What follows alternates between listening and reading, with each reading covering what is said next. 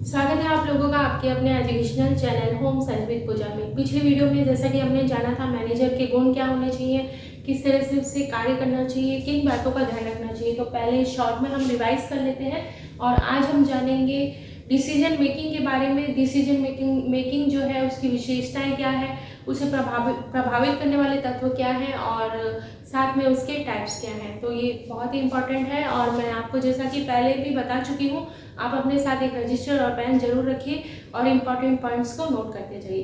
तो चलिए देखते हैं। प्रबंधक के गुण हमने डिस्कस किए थे पिछली वीडियो में। हमने देखा था दूरदर्शिता होनी चाहिए, विकल्प का चुनाव, उसमें क्षमता होनी चाहिए वो सही विकल्प का चुनाव कर सके, निर्णय लेने की क्षमता उसमें होनी चाहिए। जब विकल्प उसे कई सारे दिख रहे हैं तो उसे इस चीज़ का पता होना चाहिए कि किस तरह से हमें निर्णय लेने हैं, मतलब एक डिसीजन लेने का उसके अंदर होना चाहिए कि हाँ हमें इस तरह से डिसीजन लेना है। नेक्स्ट है नेतृत्व। नेतृत्व का भी उसके अंदर गुण होना चाहिए प्रबंधक के अंदर। साथ ही व्यक्तित्व का होना चाहिए। पूर्वाग्रह, उसे किसी के बारे में इमेज नहीं बनानी चाहिए पहले से कि ये ऐसा नहीं कर पाएगा। उसे हर चीज़ का जो वो काम करने वाला है, जो जिसका प्रबंधन उसे करना है, उसका उसे ज्ञान होना चाहिए। एक प्रबंधक के अंदर संप्रेषण यानी कम्युनिकेशन का गुण होना चाहिए ताकि कार्य करवाने की उसे अपना समझा सके।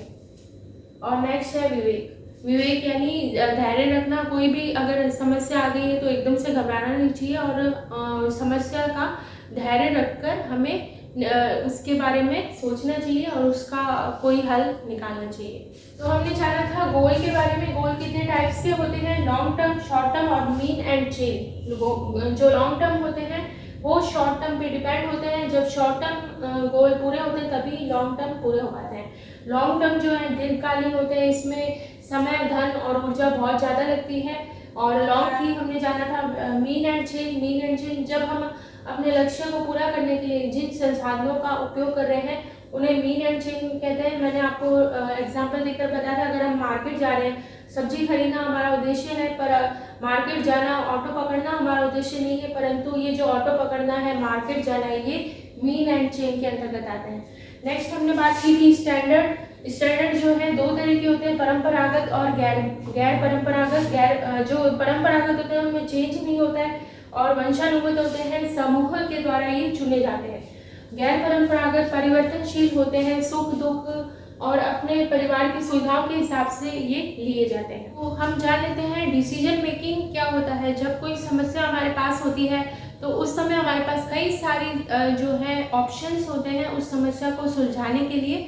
तो उनमें से हमें एक बेस्ट जो है निर्णय लेना पड़ता है कि हाँ ये सही रहेगा ऑप्शन, और फिर हम अपनी समस्या को का समाधान कर लेते हैं। तो निर्णय जो है इसकी कुछ विशेषताएं हैं, आप देख लीजिए। पहला जो है सतत निर्णय, डिसीजन मेकिंग। जब हम निर्णय ले रहे हैं तो हमेशा ये सतत चलने वाली प्रक्रिया, ऐसा नहीं कि हमने एक डिसीजन लिया और ये समाप्त हो गया, ऐसा नहीं है।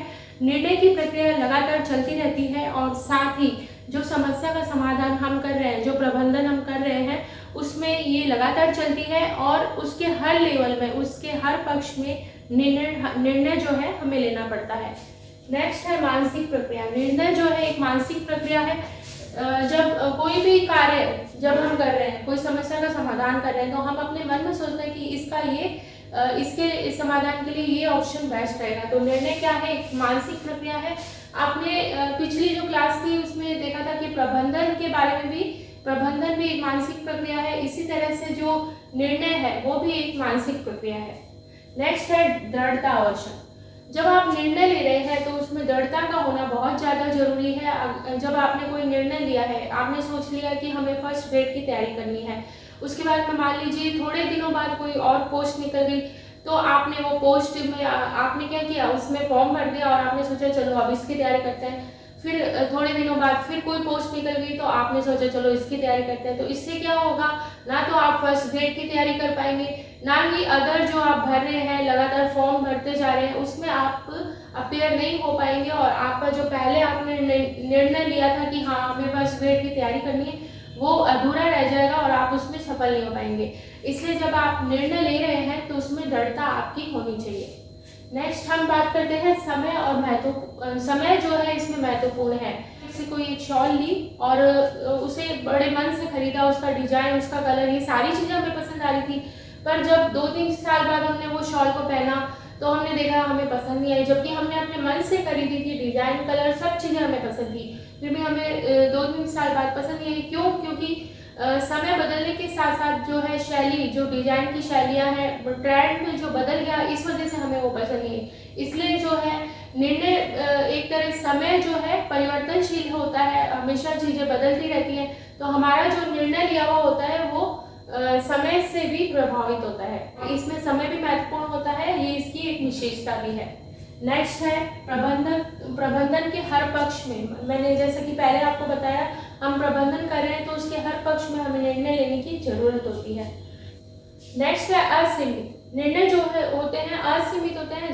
जब हमारे पास कोई समस्या होती है तो हमारे पास कई सारे जो है ऑप्शंस होते हैं, उनमें से कुछ एक बिंदु हमें चुनना होता है, या कई सारी समस्या में कई सारी, ऐसा नहीं है कि एक ही समस्या है, हमारे पास कई सारी समस्या होती है और उसमें हमें कई सारे निर्णय लेने पड़ते हैं। तो निर्णय जो है असीमित है और ये हमेशा चलते रहते हैं। नेक्स्ट है प्रबंधन की कुशलता पर निर्भर। अगर आपने कोई निर्णय लिया है और आप उसमें सफल हो गए तो ऐसा माना जाता है कि हाँ, आपने ये अच्छा निर्णय लिया और आप इसमें सफल। मान लीजिए आप उसमें असफल हो गए तो ये जो है ऐसा माना जाएगा कि आपने सही निर्णय नहीं लिया, इसलिए आप असफल हुए। तो जो निर्णय है वो प्रबंधक जो होता है उसकी कुशलता पर, उसके कौशल्य, उसकी बुद्धि, उसके ज्ञान पर डिपेंड करता है। अगर निर्णयकर्ता अच्छा है, उसने अच्छा निर्णय लिया है, सही निर्णय लिया है, तो आपने जो प्लानिंग की है वो चीज़ जरूर सफल होगी। नेक्स्ट है निर्णय और निर्णय में अंतर। निर्णय और निर्णय, पहले आप समझ लीजिए दोनों चीजें हैं क्या। निर्णय का मतलब होता है अंतिम, ये क्या होता है, लास्ट होता है, और निर्णय जो होता है वो हम लेते रहते हैं लगातार। तो निर्णय जो होता है लास्ट होता है, मतलब हमने एक निर्णय लिया और उसके बाद में जो निर्णय है वो लास्ट प्रक्रिया होती है हमारी समस्या को हल करने की। नेक्स्ट है निर्णय साध्य नहीं है, साधन है।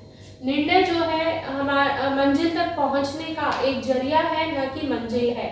निर्णय हम जब करते हैं तो किसी मंजिल पर पहुंचने के लिए करते हैं कि हाँ हमें ये कार्य करना है, तो ऐसा नहीं कि निर्णय जो है एक हमारी मंजिल हो गई, ऐसा नहीं। जो निर्णय होता है वो एक साधन है और मंजिल तक पहुंचने का एक जरिया है।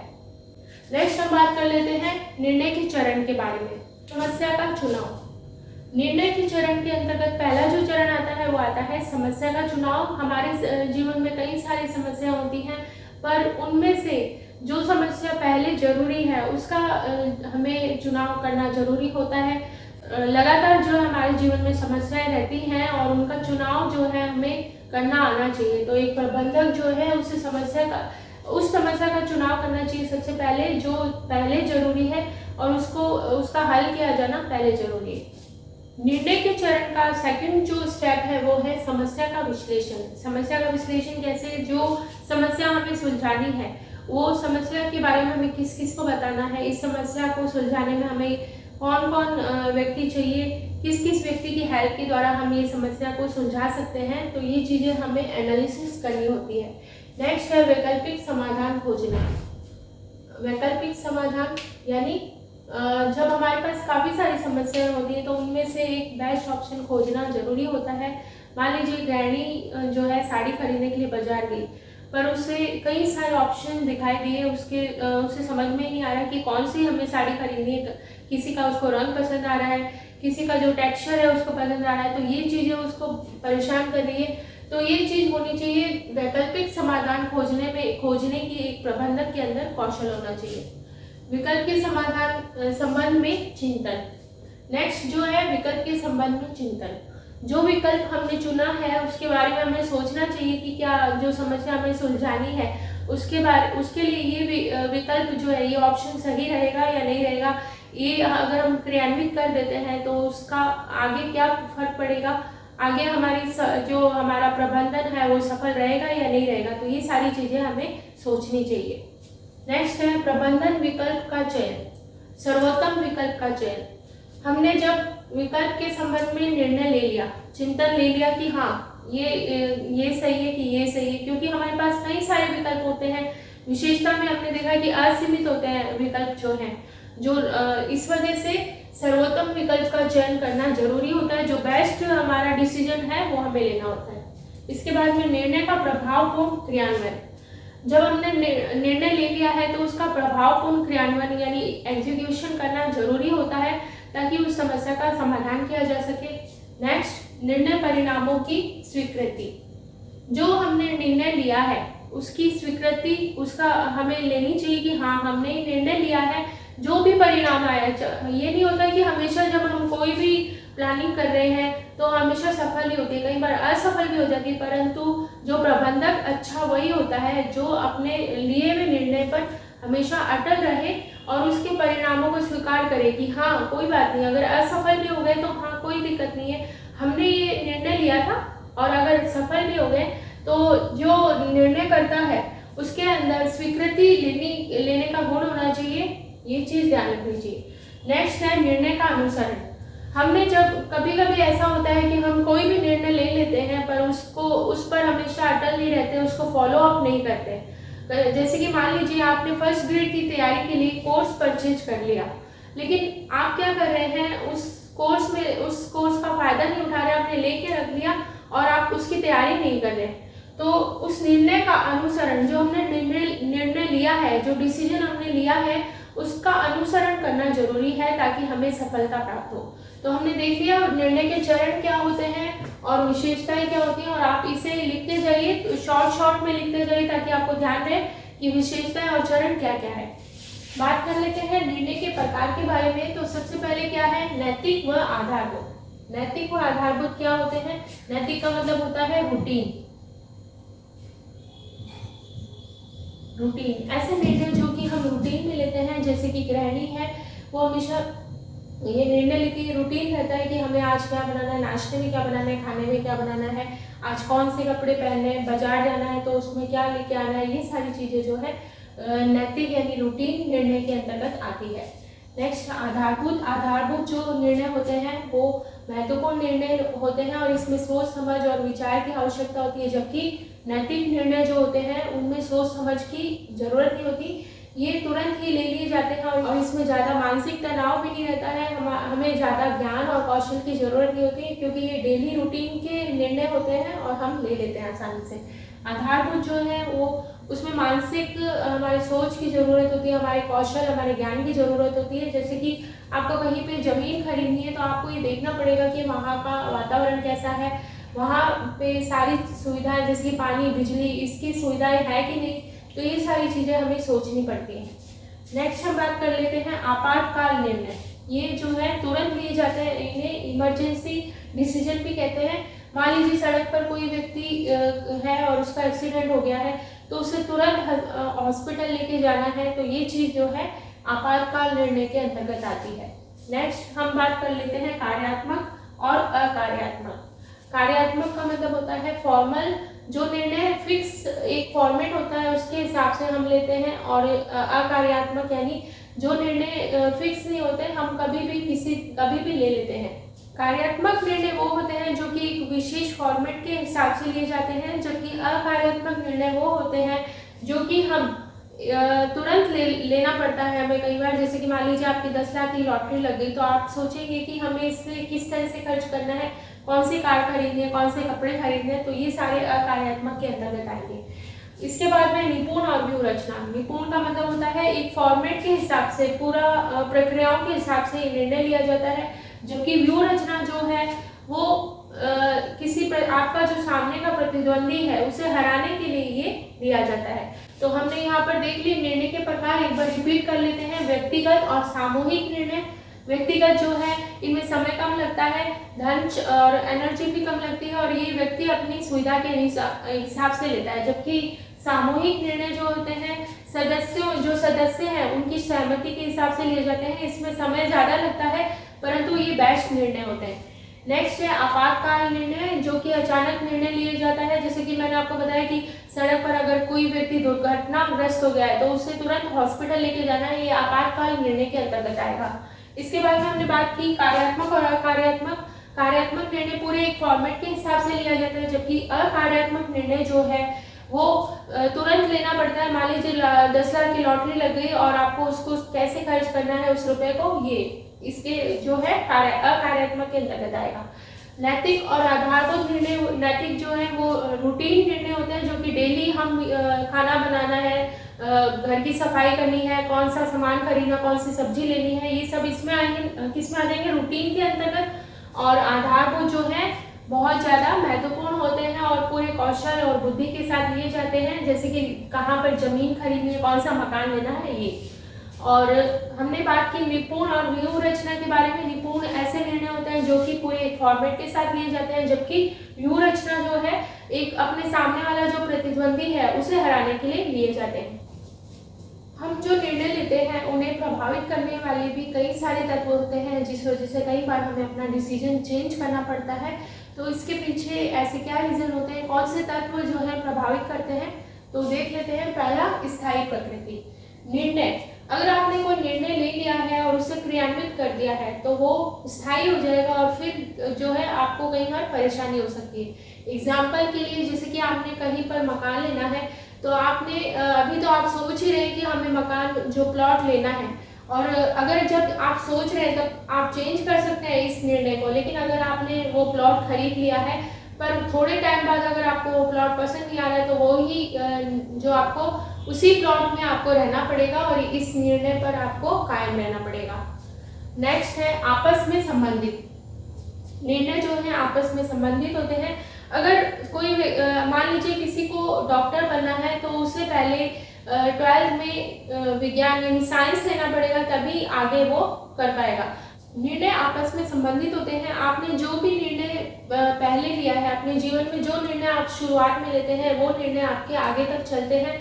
मान लीजिए आपने साइंस लिया अगर 12th में, तो आपको आगे जो है बायो पढ़ना है, अगर डॉक्टरी करनी है, लेक्चर करना है, तो ये सारी चीज़ें जो हैं आपके इसमें आपके निर्णय को प्रभावित करेंगी और ये आपस में संबंधित होते हैं। अगर आपको डॉक्टर बनना है तो आपको 12th में साइंस लेनी ही पड़ेगी। अगर आपको IT फील्ड में जाना है तो आपको कंप्यूटर लेना ही पड़ेगा। नेक्स्ट है समय इम्पॉर्टेंट। निर्णय के अंतर्गत समय इम्पॉर्टेंट होता है। हमने विशेषताओं में भी देखा था कि समय बहुत महत्वपूर्ण है। अगर हमने कोई चीज़ खरीद ली है और कुछ समय बाद जो है उसका ट्रेंड चेंज हो जाता है, तो वो हमारा जो डिसीजन है हमारा खुद का लिया हुआ होता है, फिर भी हमें वो पसंद नहीं आता। मतलब समय परिवर्तनशील है और ये समय जो है हमारे निर्णयों को प्रभावित करता है। नेक्स्ट है पारिवारिक विशेषताएं। परिवार की विशेषताएं भी निर्णय को प्रभावित करती हैं। आपके परिवार का रहन सहन किस तरह का है, किस तरह का रूटीन है, ये चीज़ आपके निर्णय को प्रभावित करती है। जैसे एग्जाम्पल के लिए, अगर आप में से कई ऐसी होंगी स्टूडेंट जो कि मैरिड होंगी और आप अपने परिवार की विशेषताओं के अकॉर्डिंग ही आप अपनी तैयारी कर रहे हैं। आपके परिवार में अगर किसी को जल्दी खाना खाने की आदत है, जल्दी नाश्ते की आदत है, तो पहले आप वो चीज़ पूरी करेंगे, उसके बाद में आप अपनी पढ़ाई करने के लिए बैठेंगे। तो निर्णय जो है पारिवारिक विशेषताओं से भी प्रभावित होता है। निर्णयों को फैमिली रिसोर्स यानी पारिवारिक संसाधन भी प्रभावित करते हैं। हमारे पास जो भी रिसोर्स है उसी के अकॉर्डिंग हम निर्णय ले सकते हैं।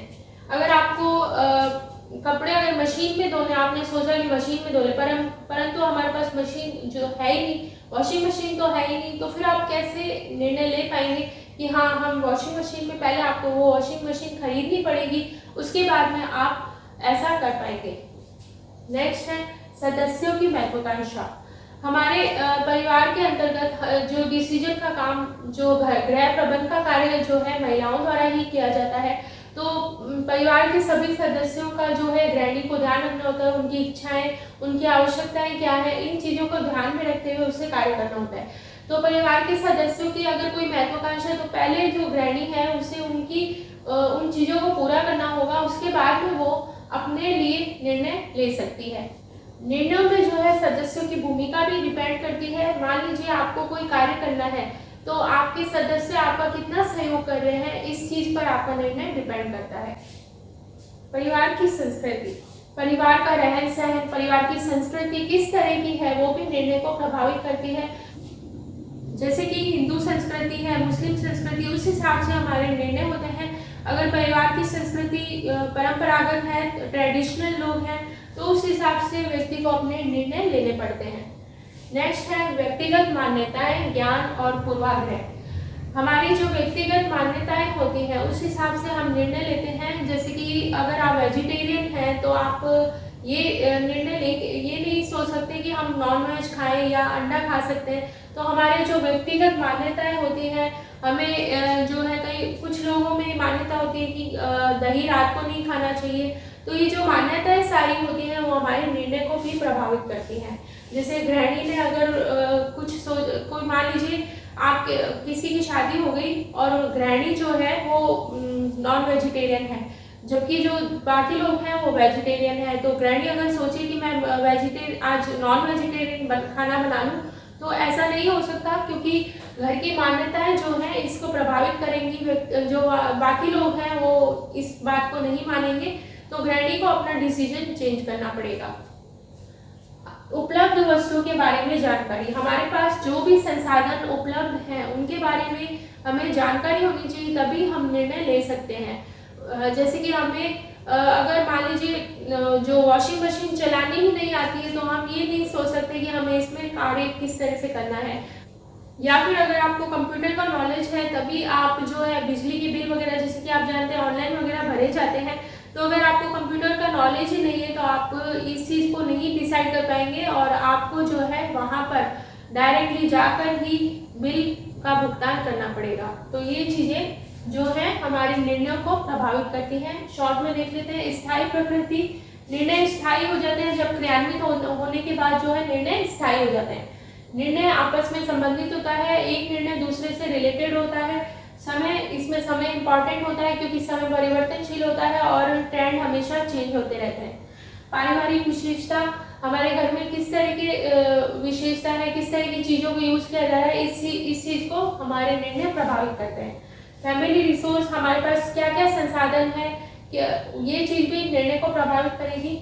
सदस्यों की महत्वाकांक्षा और सदस्यों की भूमिका, हमारी संस्कृति, व्यक्तिगत मान्यताएं, ज्ञान, उपलब्ध संसाधनों का ज्ञान होना चाहिए और उनके बारे में जानकारी होनी चाहिए। तो ये सारी चीज़ें जो है हमारे डिसीजन को प्रभावित करती हैं। इसके साथ ही आज हमने काफ़ी सारी चीज़ें डिस्कस की, डिसीजन मेकिंग के बारे में हमने पढ़ा, और मैं आपसे कहना चाहूँगी कि आप जो है इससे रिलेटेड क्वेश्चंस भी सॉल्व करें ताकि आपकी जो तैयारी है बेस्ट हो जाए।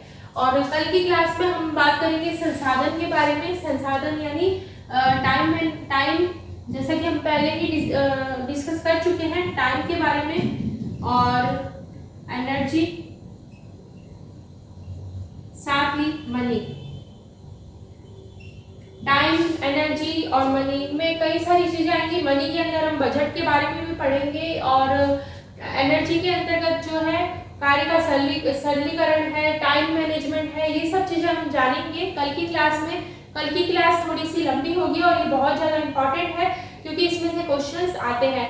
माइक्रो मोशन, मैक्रो मोशन, ये सारे जो हैं इसमें से आते हैं, कई बार पूछे जाते हैं। तो आप एक बार ये जो हमने आज पढ़ा है उसके जो क्वेश्चंस है, उससे जितने भी रिलेटेड क्वेश्चंस हैं उन्हें आप सॉल्व कर लें, और फिर हम कल बात करेंगे संसाधनों के बारे में, टाइम, एनर्जी और मनी। तो आज की क्लास में इतना ही। Thank you so much.